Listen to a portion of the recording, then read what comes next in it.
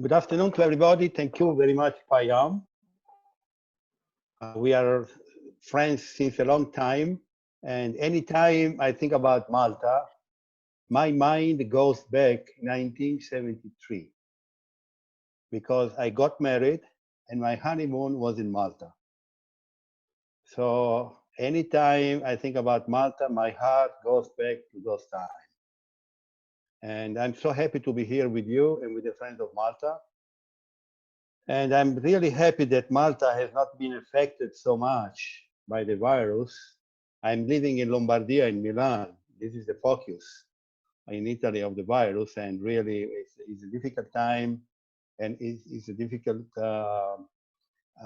time for the people to live in these days because many people is without any possibilities to get back his job, and economy is really going down in such a way that is unbelievable. Nobody could really believe that in this century, 2020, a small little virus would produce such a drama in the society. Generally, we were thinking that the Third World War was coming, that millions of people were invading Europe, that the economy would go down, but in reality, a little, very little, invisible virus came to change our life. Of course, during these 2.5 months, we had the possibility to reflect on some few ideas about the virus. But before entering into the idea of what we are expecting for the future, we have to understand why the virus has given us the possibility to think about the reality in which we are living. Because we are living in a reality which is quite difficult, and the virus has really clarified that the system in which we are living is not functioning anymore. We are living on a planet where we have 220 nations and territories. Each nation is absolutely sovereign. Each nation has its own government. Each nation has its own laws, his own economy, and his own life. And we have understood that the virus is an international virus. The virus did not touch only one category of people. He didn't think about the color of the skin. He didn't think about the place where the people were living. He didn't think about geographical borders. He didn't think about religion. He didn't think about political attitude of the people. The virus came through to all the generations. So we have to understand why the population of this planet is in a difficult situation up to now. And the difficult situation is due to the fact that the structure on which the society is based is not functioning anymore. I will show very slowly, very a few slides of what I want to tell you. So we generally think when we speak about evolution, human evolution, that evolution came on like a parabol. We were in a certain moment, and 3,000, 5,000, 10,000 years ago. We are now in 2020, and everything was nice. Everything was flu. Everything was joyful. And the society today came to this parabolic human evolution. In reality, this is false because evolution was going through different steps. Thousands years ago, we had individuals. They came together, forming families. Families joined together, and we had tribes. Tribes came together. Then the village society came on the earth. Then the city-state, empire. In the 18th century, the nation came on as as the result of previous human evolution. The problem is that the evolution was not soft, because any time the situation was coming, was jumping from one level to the upper level, for example, from the village level to the city state, or from the city state to the nation, the jump was not a soft jump, but was done through vibrations, turmoil, and chaotic situations. When I say vibrations and turmoil, sometimes means economic problems, sometimes are civil wars, sometimes are world wars, as it happened in the 1915 or 1941. So evolution, generally speaking, went through turmoil step situation, like a stair. So in the 18th century, around 1750, the concept of nation came on, and the empires were destroyed. Napoleon Empire, the empire of the Queen Victoria, the empire of the Tsar Alexander II or the Ottoman Empire. At the end of the century, they went down and the new concept of nation came up. So today, we are in a situation where we are living at the level of the nation. Now, if we check around us, we can understand that there are some vibrations and some chaotic situations. Generally speaking, we have 5 or 6 main turbulences which are running very fast. Environment is one of the causes of turmoil. Employment is the second big item causing turmoil. Health, we see you see now, health is causing turmoil, but until the last 3 months, we never could believe that the health organization was not working in such a way to stop a small virus to come on the planet. Then we have another causes of turmoil is the situation of the women. The fact that the women have not the same right everywhere on the planet. Then we have the world economy. The world economy is the more important item today because we have out of 220 nations, only 7 nations, which are the G7 nations, are really managing the planet. So the fact that we are today in a sort of turmoil, we are here today. You see, at the level of the nations, we have 220 nations, and we are in a chaotic situation. Why?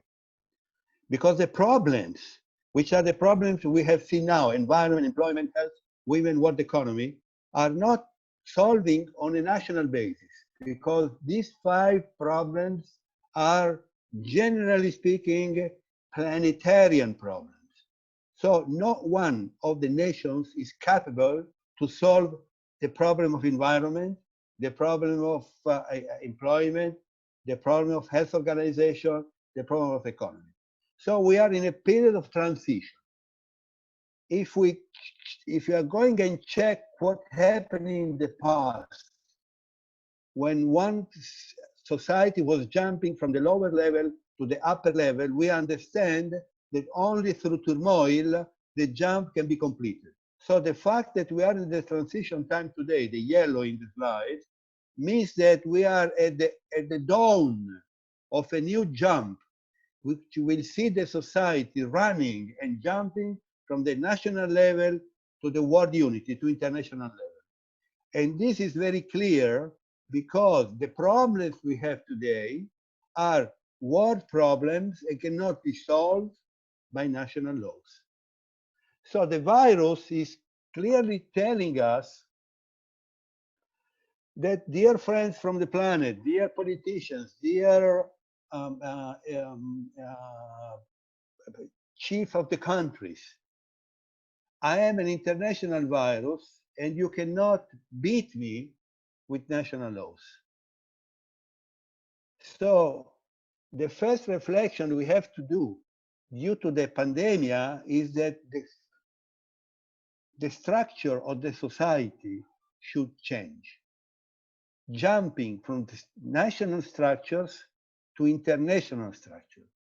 This means that in the next decades, in the next centuries, we will need to approach the government of the world in a different way. And the different way is to analyze and try to find that we will need in the future a world legislature, so a body which will legislate for the whole planet on the main subject, which is environment, which is employment, which is health organization, which is economy, and which is the laws giving opportunities to men and women to go on together.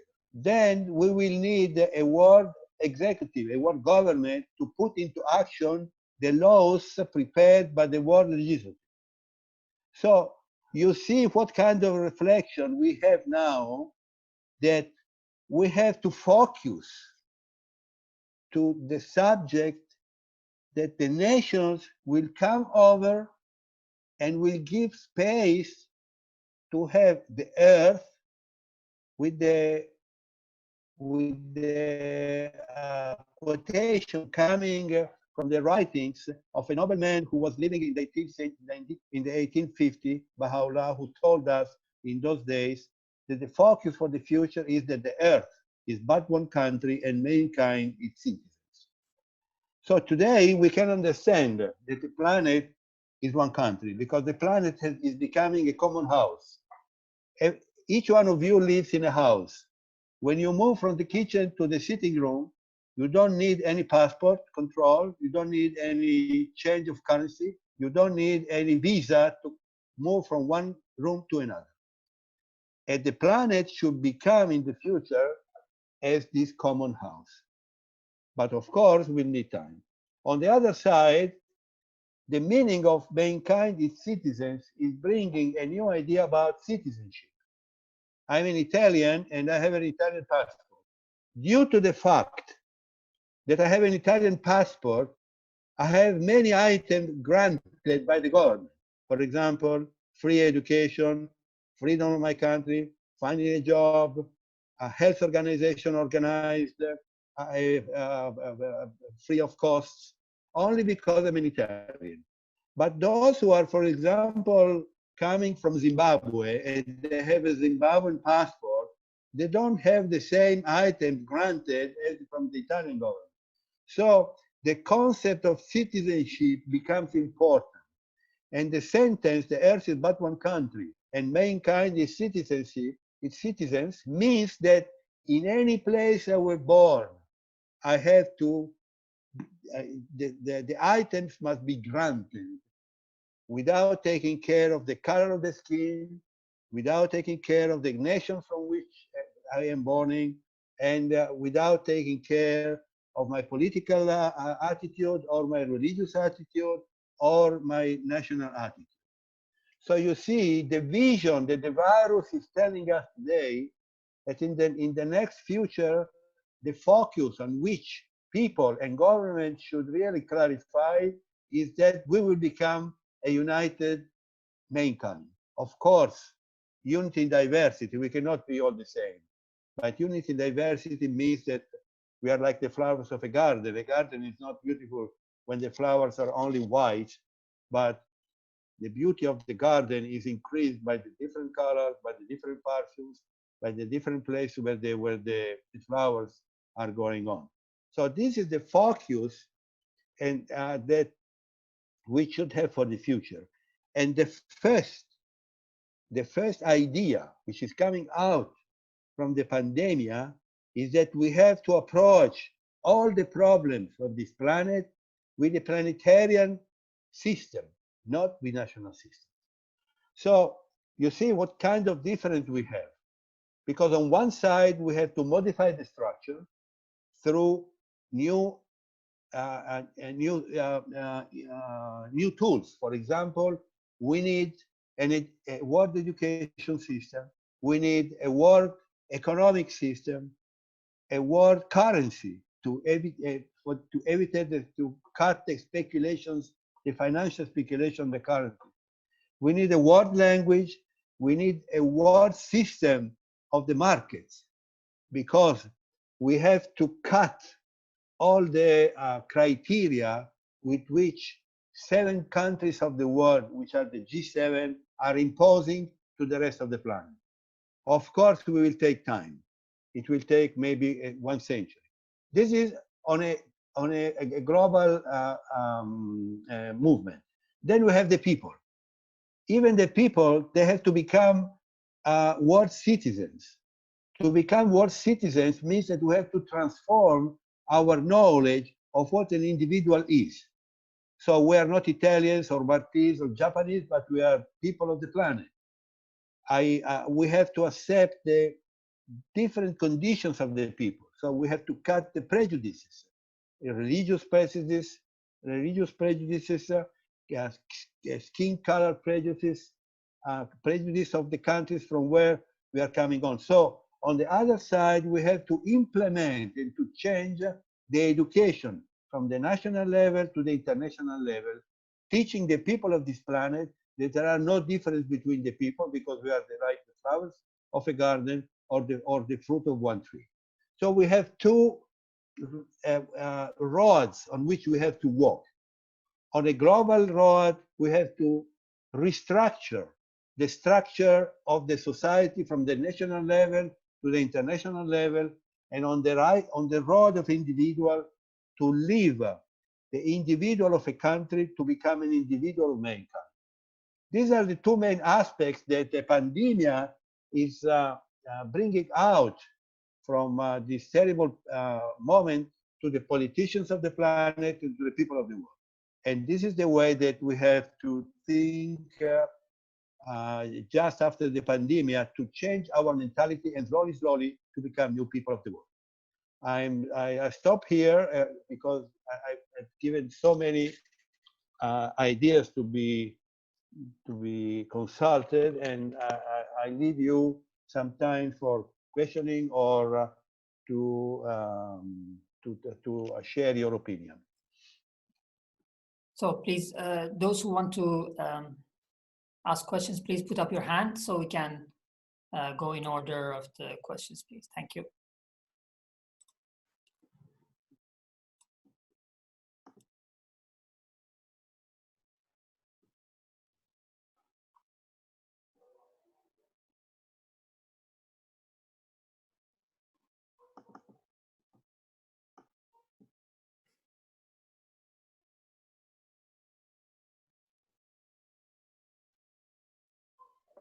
Everything is clear, huh? No questions. Okay. Maria is asking to. Yes, Maria, please. Giuseppe, prima Hi, di tutto, Maria.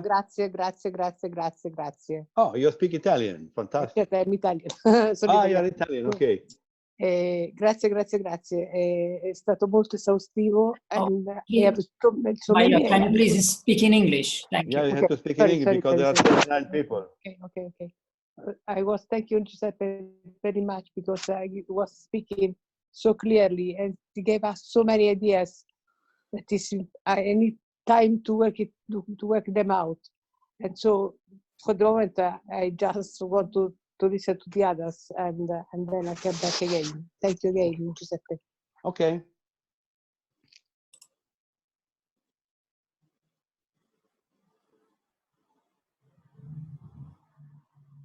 Don't be shy. Come on, come out.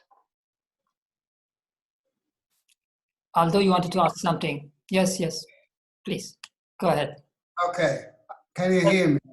Yes, there's a feature for putting up your hands. If you can use that one, I can see better. Thank you. Okay, so. But I don't see all the participants in this one screen. Yeah, please.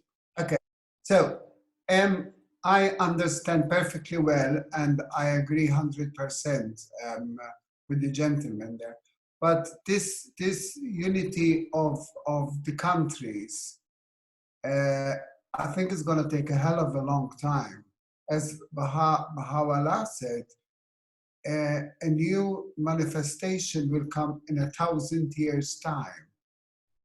Is is that this concept of us being all together going to take that long? No. You know, generally speaking, if you go back to the steps that I've shown in one of the slides, from city to city-state, from city-state to nation and so on, generally speaking, there is an acceleration, there is a speed which is increasing in the last time. For example, in the last 50 years, after the Second World War, we were going slowly. But more difficulties we have, more the speed goes up. So maybe in the next 50 years or 60 years, many of the nations we have today will be only geographical nations, because they will not be any more sovereign nation, because they will give their sovereignty to a bigger situation. For example, let's make an example. We are 27 countries in Europe. In the last 50 years, Europe did not do so much. The only thing we have is the currency. But Europe is not in reality a united continent, because there is no monetary system policy, there is not employment policy, there is not investment policy, there is not taxation policy, there is not foreign policy, foreign country policy. Why? Because the countries still, they keep their sovereignty inside their own government. But now with the virus, you have seen what happened. The whole Europe has been changed. Just in 2 months, we jumped from one level to such a level that maybe before the virus would be impossible to have in 10 years. But the virus has given us such a difficult situation due to the fact that no one can survive alone. So Europe is understanding that we have to change completely the way of functioning. So a new structure, a new system should born in the future, and it will become maybe in a couple of years. The same is happening to some areas of the world. So slowly, maybe before the end of the century, we will have a sort of unification, a sort of European community with the world community. Of course, takes time, but not such a time that was necessary from the city-state to become nations. Baha'u'llah says that we will, another manifestation of God will become not before 1,000 years, but in these 1,000 years, the civilization will jump to such a level that for us is impossible to understand. I just make you an example. About, let's say, 25 years ago, if you want to make a picture with the camera, you did the picture, then the day after you were going to the shop, the photographer, to print the pictures. It takes about a week. Then after a week, you go to the shop and you take the pictures. And if you want to send the picture to your son, which is in South Africa, you buy an envelope, you put the pictures in an envelope, you go to the post office, you buy a stamp, you send the envelope, and after 10 days, your son in South Africa receives the envelope, and he says, "Father, they are so ugly that you should make the pictures again." But 1 month has elapsed. In 25 years, you make the picture now, you send the picture, you receive the answer from your son. In 1 second, you can make the picture again. Nobody 25 years ago could really believe that Giuseppe Robiati from Milan can talk with people in Malta without moving or without taking a train or take a ferry boat. So I was talking with the people of the university, because I am also teaching at the university. They are starting now to send objects. They are looking at a system to send objects instead the pictures or movies. So science is helping in a way to have a better society. The problem is that to have a better society, we have 2 channels. The first one is to have better people, and the better people cannot become by law, but they become by volunteering. They have to transform themselves by their own decisions, through moral values and through the gems we have inside ourselves. On the other side, the people should push the politicians to change the structures. Because up to now, the people had no possibilities to push the politicians to change the structures. The virus came in our head. And with the virus, we are changing the structures. Maybe we will have more other crises in the future, because the structure should be totally changed into a new structure. And it will take few decades, not so many centuries. There is another question, thank you for that answer, from another participant. Says that the question is about the world government. What if the international government does not work according to the international needs, but only on a particular preference to certain countries? Yeah, of course, because up to now, you know, we have to go back to the Second World War. When the Second World War was over, 7 countries with Italy, America, Germany, Japan, and so on, they were totally destroyed by the war. So a conference was called, on international basis, called the Bretton Woods Conference. And this was done in 1945. During this conference, the 7 countries, they decided that 3 new institutions should be born. The first one was the World Bank, the second one was the International Monetary Fund, the third one was the World Trade Organization. And the instrument given to them was to rebuild the financing system, the economical system of the 7 countries destroyed by the war. In 75 years, these 3 institutions have made a great job, and they formed the G7. Now the G7 is in crisis because it's not capable to manage a war where there are countries outside the G7 which are stronger than the G7, like China, India, South Africa, Brazil, and so on. So a new conference should be called Bretton Woods II to rebuild a new instrument in order that all the countries of the world, not like the United Nations, because the United Nations cannot working today because there are 5 countries that they have the Security Council, they have the veto, the right of veto, so it doesn't work. So we have to form a new conference where 200 countries will come together and will decide to form new worldwide institutions. And inside the worldwide institution, there is a legal institution giving laws to the whole Confederation of the Nations. And the second one will be the government, the world government, functioning with the presence of all countries of the world. Of course, it looks like a theoretical idea, but this is the only way to find a solution. Because up to now, the statistical report of the International Monetary Fund that in 1980, 90% of the resources of the planet were in the hands of 20% of the worldwide population. Now, 2020, 1% has in mind 90% of the all resources of the planet. So the planet is becoming poorer than before. So we have to change modify the whole system, the whole economic system, which is fundamental is absolutely unethical because it's making the interest of the minority of the population of the world.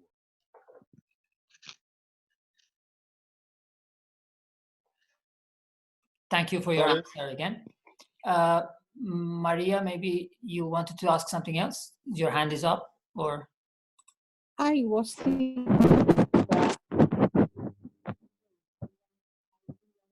I don't hear. You are covering your microphone, Maria. You need to change the position of the iPad. No?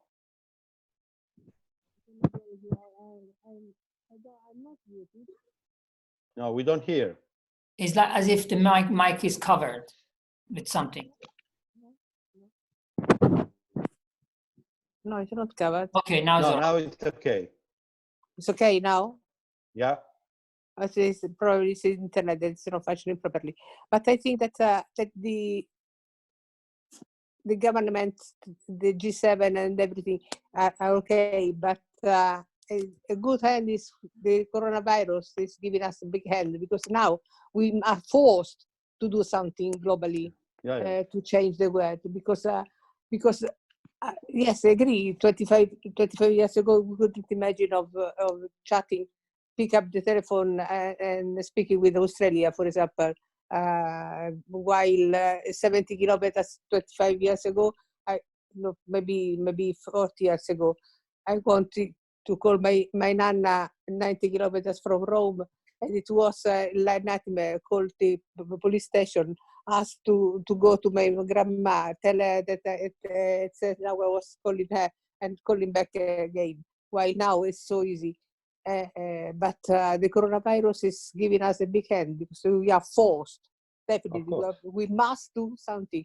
We must put our men and became one. We have, in the last 50 years, in the last 25 years, we had three big helps from the planet. The first one was the financial crisis of 2008, where it was very clear that the situation on the world cannot go on with the same system. And this is the first one. The second one is the migration of millions of individuals, not only in the Mediterranean Sea, but everywhere in the world, looking for a job in the whole planet. And this is a second push to a humanity to find a solution. The third one is the virus. The virus is clarified because it's touching individuals in any country because it's an international virus.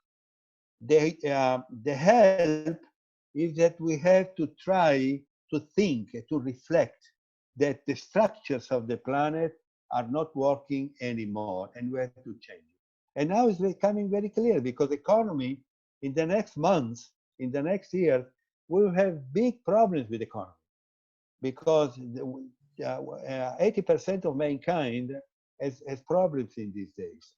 We have millions of people who will not find anymore their own job. So the politicians are they start to really to reflect, and slowly it's coming because the newspaper, the population, the crisis. This is the way that when we were jumping from one level to another of the slide I shown you, in the steps from one level to another, the vibration, the turmoil is increasing more we go on. So the number of problems we will have in the future will be more, 100 times more than what we have today, because this is pushing so much to find the solution of the unity of mankind, unity in diversity. And unity in diversity means that the majority of mankind should be involved in the situation. Because the problem of today is that only a small portion of the society is taking decision for the rest of mankind. And we have to modify this way of solving the problems.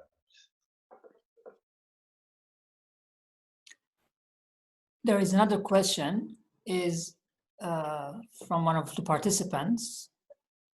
He's asking, what is our responsibility on an individual level to manifest the oneness of humanity and to move from nation to world governance? Oh, this is a very nice and interesting question. The first one, we have to declare ourselves a citizen of the planet. It's a declaration. You have to consider yourself not Italian, not Maltese, not German, but a citizen of the planet. To become a citizen of the planet, we have to clarify to ourselves, first, that God is only one. Because this is related with the different ideas we have about God. And all the religions are not different, are in the same way, are the same race of the same sun. If we can make an example that God is like the sun, the religions are like the ray of the sun. So this means that we have to accept the diversity of the population and the diversity of the religion, because the program is always the same. So to help the planet, first we have to transform ourselves from a Maltese, from an Italian, from a Japanese citizen to a world citizen, accepting the diversity of the 8 billion people on the planet, because we are looking for unity in diversity. So we have to cut off all our prejudices against the blacks, against the yellow, against the women, against those who have not all the qualities we have. And because Baha'u'llah said, Baha'u'llah is a nobleman who was living in the 19th century, and he proclaimed a new vision about the future of mankind. All these quotation, we are the flowers of a garden, or the earth is but one country, and mankind its citizens, are coming from his writing. He says that man is a mine of gems of inestimable value. So we people are mines of gems of inestimable value. What are the gems? The gems are inside ourselves, are the capacity of loving, the capacity of have a friendship, the capacity to become more humble than before, generous, and so on. These are the values that man should refine in himself. The planet today has forgotten the values. So when we say what is the way that we can help is to have values in order that society change, not with the words from the mouth, but with values from the practical activities. Thank you for your answer. There's one of the participants who wants to, yes, I see you, Michael, just a second after this one. There wants to make a comment. Yes, please. Pedram, please, go ahead.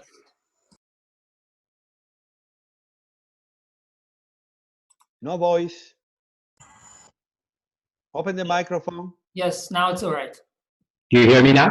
Yeah. Okay. First of all, thanks very much for a brief presentation. Of course, I will not comment on what I agree upon, which is almost everything. I think that one of the problems also that this crisis is highlighting is not only the question of our outdated structures, which Mr. Robiati underlined very well, and therefore I will not repeat them, but also our outdated system of values. Because, for example, we can very well have a world government, even very equalitarian, which is basically not serving mainly the purpose of few governments, as one of the participants nicely put it. But we can have a world government, federative, structurally well organized, but whose moral values, whose philosophical postulates are either corrupt or highly materialistic, in which, for example, the room is left totally free to multinationals, and the rights of the individual and health, for example, that Mr. Robiati very well underlined, are simply neglected. Allow me to give you an example, actually, which is correlated with this, which is quite resemblant to this crisis of COVID-19. Basically, when in the Southeastern Asia, there's, because of the enormous that, the nations can even not run after multinationals, they're deforesting more and more. Some of the viruses are and will propagate more and more rapidly. So I'm sure that you have read articles about that.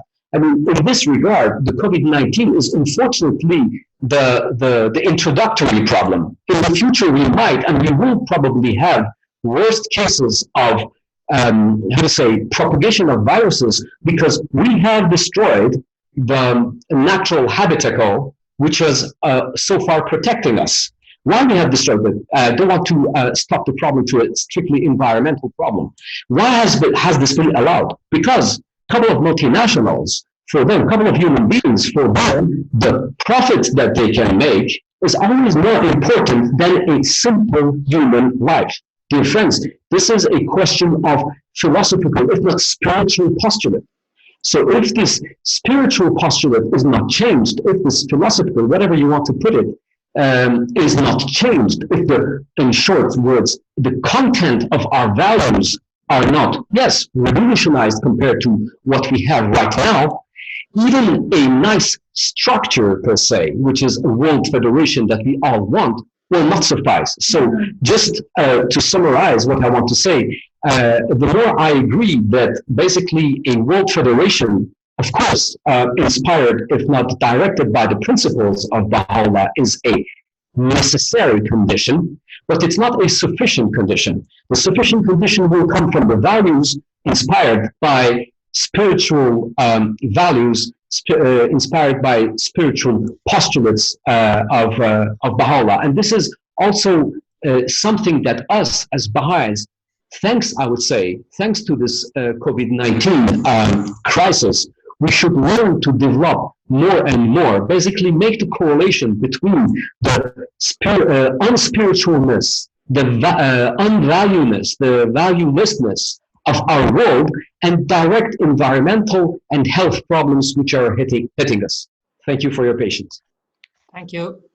Thank you so much for your presentation. I totally agree with you. Of course, it's impossible in an hour in 1 hour to deep all the subjects. When I was talking about Baha'u'llah, I was saying that Baha'u'llah is defining the human being like a minor gems of inestimable value. The gems are spiritual, are the spiritual gems inside himself. Of course, the system and the structure cannot function with the real values if people is not transforming themselves in a new generation, in a new individual, with the teachings, the spiritual teachings of the faith of Baha'u'llah. One of the idea is that it's very difficult today to think about the future, because we generally judge the future with the same system we have today. For example, what you were talking about multinational companies, about profit, about this, about that. This will be totally redefined. We have to redefine the purpose of economy. We have to redefine the purpose of a company. One of the items of Baha'u'llah to cut the interest of the multinational companies and the strong government is that in the future, the richness of the countries, underground the countries, will not be property of the government of those countries, but will be under the custody of a world government. This is modify the whole structure of economy. Of course, it takes time, because we have to modify also the way of life. The virus, for example, and in the area where I'm living, we had 25,000 people who passed away. You know, the first subject which is on the table is what is the purpose of life. Talking about the virus, we talk about the purpose of life. The purpose of life is, yes, to have a job, is yes to have a family, is yes to have a house, is yes to go for vacation. But and then, what is happening when I will leave because the virus has taken me and I go somewhere? What is the purpose of our life? So this is introducing new aspects, which are the spiritual aspect and the purpose of life. Of course, it's impossible, in 1 hour, in one afternoon, in this conference, to enter all the details. You know, Baha'u'llah has written 20,000 tablets on everything. It takes years to deep and to transform ourselves in new human beings. Thank you. Michael, maybe you wanted to... Yes, I have a question about the United Nations and its veto system. It seems to me that 4 or 5 countries rule the roost there. And I wonder if changing the veto system so that each country has equal influence would help them to make better decisions. Yeah, this is a good question. There are 3 aspects of the United Nations that should be changed. The first one is the veto, taking out the veto from the 5 countries and giving to 220 countries is bringing a new blood to the United Nations and more justice. But there is another item which is very important. It's how the financing of the United Nations. Because financing means that those countries who are financing more than others have more power in the United Nations. And the third one is the item of the human rights. Those who are seated in the General Assembly of the United Nations, many countries are out of the human rights in their own country. So how can we have a United Nations when the participants are violating the human rights in their own countries? Of course, if these three items will be put in a different way, this will bring new blood to the United Nations, and maybe, I say maybe, we can think about the United Nations and the world government. But we have countries which will never leave the veto, because this is the most powerful instrument they have in their hands to impose their decisions. Russia, China, US, France, and Germany. It's really impossible.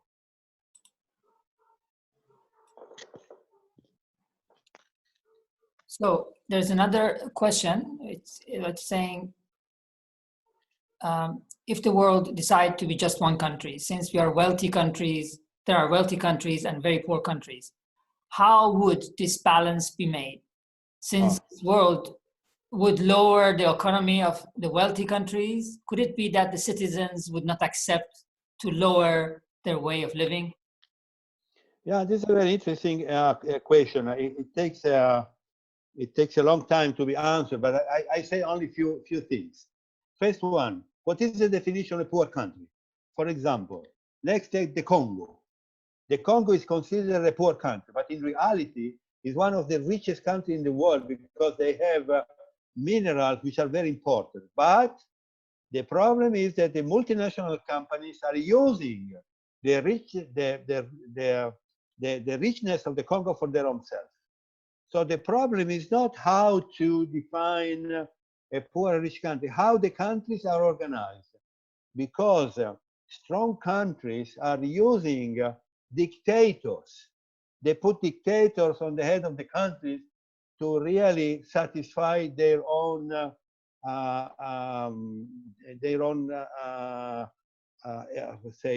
willing. So, for example, the whole Africa generally is considered a poor country, but in reality it's not like this. It's a poor country because in more than 200 years, the white countries are really using all the resources of Africa for their own selves. So the problem is the matter of justice. How can we organize an economy in a justice way? I want to make an example.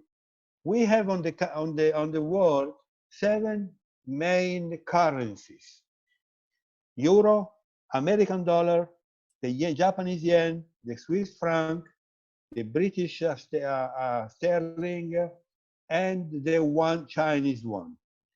Who is not connected with the 7 currencies has a problem. So the inflation related, for example, from the Zimbabwe dollar with the American dollar is 500,000% per year. 500,000% per year. So the values of the Zimbabwean dollar is absolutely paper comparing with the dollar. But there is not any authority on the planet which can decide how the changes of this money should be done. Baha'u'llah in his writing says that the only way to solve the problem is to have one world currency. You know, there is a committee.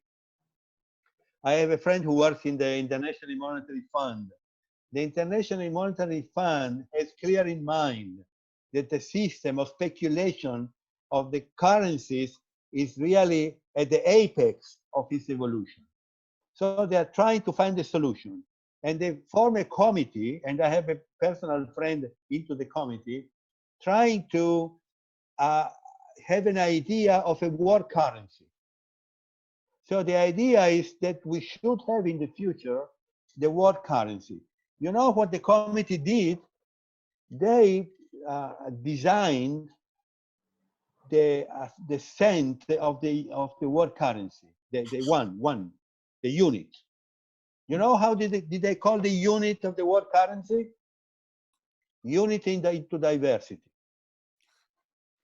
So this is just to tell you that the people working in these great institutions like the World Bank, International Monetary Fund, United Nations, they know exactly what is the problem we have today to have such an economy which is absolutely unbalanced. But the problem is that due to the fact that there are three powers, which is Russia, China, and America, which has this instrument to control the economy, we will never succeed. So we have, and the virus is helping us in this case. I hope that we will have some other crisis in the future in order the government will sit together and find a solution.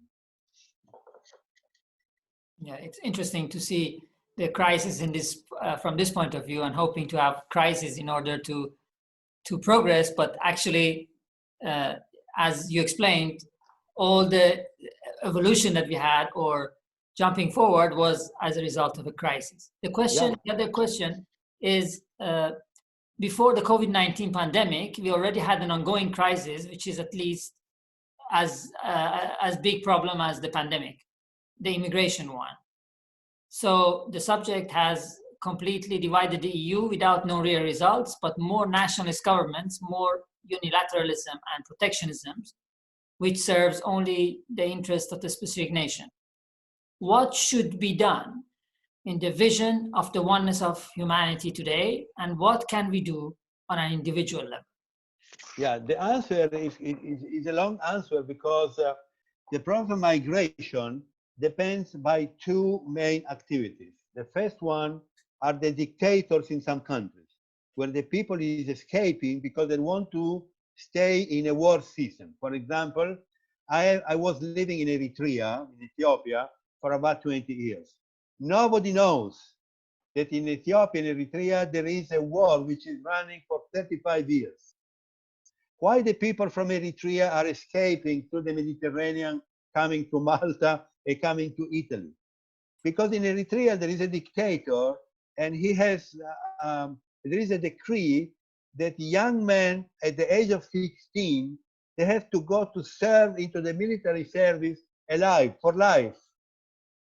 For the whole life, they have to serve into the military service. So instead to go there, they try to escape with a boat because it is easier to save their life. So the first item is that we need to recreate the relation and the link with all these countries. And this is the purpose, the duty of the United Nations, to start to join with democracies in the country. But democracy cannot be brought in 3 months, in 3 years. It's a matter of culture, takes time. Look at Iraq. So it takes time. And the time is to educate the new generation to the idea of democracy. The second one is the problem of the publicity that the rich countries are broadcasting by television. If you are in Africa and you see publicity on the television, you think that Italy, Malta, England, Switzerland, these are paradise. We can go there and immediately we will find a job, we will find a house, we will find a family. In reality, when they come, they find absolutely nothing of what they heard. So the problem is to reestablish a link with the countries from where they come from. For example, one of the problems is to invest big amount of money in agricultural activities in Africa, because agriculture is the base of the community. So there are 3 items that we have to work with these countries. The first one is education of the children, in order that they can read and write, in order they can decide when they are at a certain age what they want to do. So education of the children, but not educate the children with the idea of the white generations. So profit and multinational companies. The second one is to help the countries to take out the dictatorship and to start slowly to enter into the idea of democracy.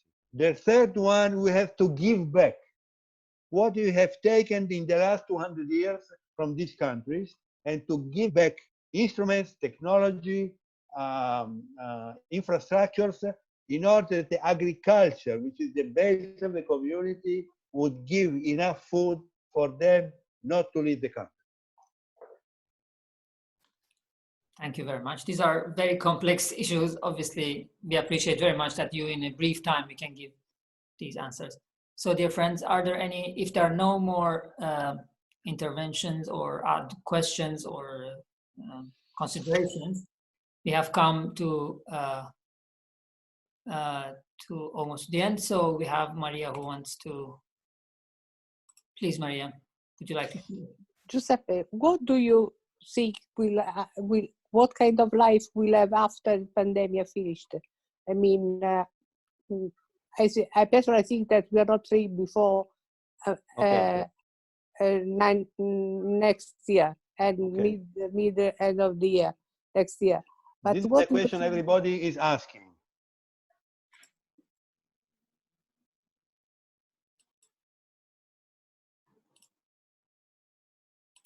Before we were interested in ourselves, we were thinking to ourselves, we were thinking to accumulate for ourselves, we were thinking that myself should be kept in the best way. We should come out from the pandemic with the idea that myself is nothing without the rest of mankind, who has to grow together. The sense of community, the sense of the others, the sense of service, the sense of amity, the sense of staying together, think together, decide together, and try not to do everything only for ourselves.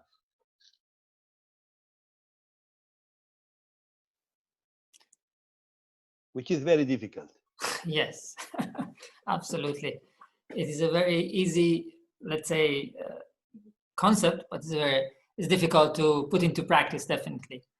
No, just to tell you an example, no? I'm living in a small town not far away from Milan, where we have 10,000 inhabitants. The area where I'm living are houses, not apartments, so single houses.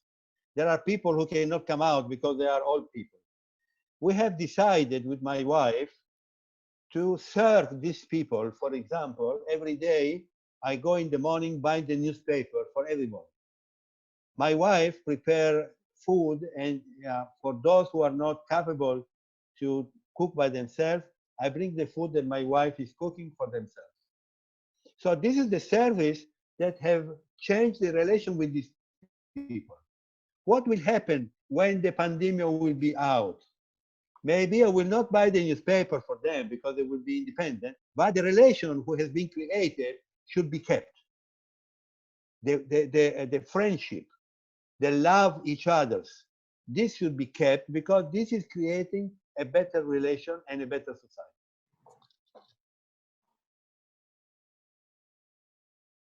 There is another question in the panel about your own personal.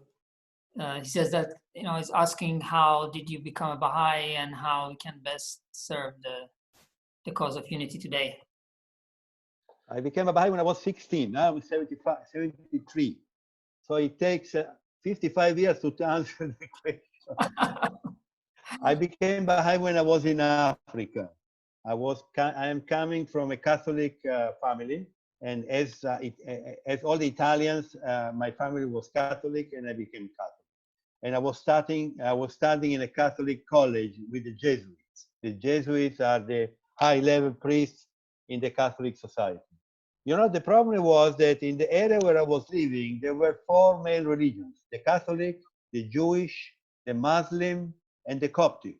The Coptic are the Catholic in Africa. I was studying with the Jesuits, and the Jesuits were telling that the best way to live is not to join with people of other religions. But I had so many friends among the Jewish, among the Muslim, among the Coptic, that me and my brother were thinking, why we should not have friends among these people. And one day, one of these boys was a Baha'i. And he told me, all the religions are coming from the same God, so you can have friends from all the religions we live. For me, this was like the sun, in the dawn, in the morning, when you open the light and you see the reality. This was the beginning. To understand that all the religions are coming from the same God, so all the people of the planet are coming from the same God. all the colors of the people, of the skin color, are coming from the same God. Women and men are coming from the same God. So all the prejudice should be cut off, and we should be like the flowers of a garden, the waves of a sea, and the fruit of a tree. This was the best attraction idea for me to become a Baha'i. Very well. So there's someone is joining us right now, which is very good. Too late. No, but I want to tell you, we can have some other conversation in the future. I'm so happy to be with you, so we can organize other subjects and stay together another hour in the next weeks. Wonderful. Thank you very much for your availability, Mr. Robiati. It's really appreciated. Dear friends, if there are no more questions and comments there, we would finish our conversation today here. And we thank you. Can I say only one thing? Please. I have a website. You already announced the website. Yeah. Into the website, there is also an email. Mm-hmm. Any one of you who should write me an email, take the email from the website, and we can have a conversation link by email. Yes, and someone is asking, how can we have access to the video? We will be publish it on YouTube. This one online will be available, so everyone can access it. And if you send me a way to contact you, I can send you the link for the talk. Thank you very much again, Beppe, for being with us and for your time. It was really a pleasure having you, and we will definitely organize more conversations like this, and we will ask again Mr. Robiati to be with us. If you want to be to know when and the time and everything, please subscribe to the Facebook Baha'i Community of Malta page. On that page, we will publish the events that will be regular, so you can follow what's going on, and we would be happy to have you with us again. Okay, we'll be in touch. But the best way is to come to Malta and jump into the blue ocean. This is my dream. Definitely. We will do that. Thanks again. Thank you to everybody. A big hug to each one of you. We are looking forward to see you again, all of you. Thank you for participating tonight. Have a good evening. Bye-bye, good night. Bye-bye. Ciao, Payam. Bye.